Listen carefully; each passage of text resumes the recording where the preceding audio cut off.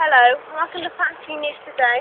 Today I am in Impietto and it's been raining heavily for 10 days non-stop. All the rain has come down from the mountains or in all the rivers to the main river, not for 10 days non-stop, and this is the result.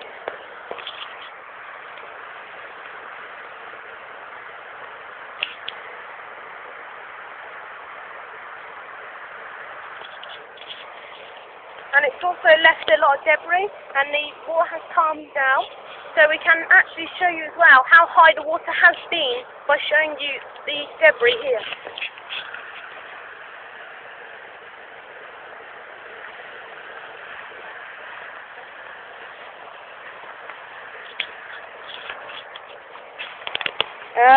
It will soon calm down. I am not sure what the weather forecast will be. I will keep you informed through the week about this, and I hope as well you will enjoy my San Antonio videos, the Festival of San Antonio.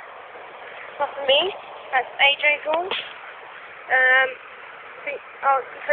Please look at my videos soon, and goodbye.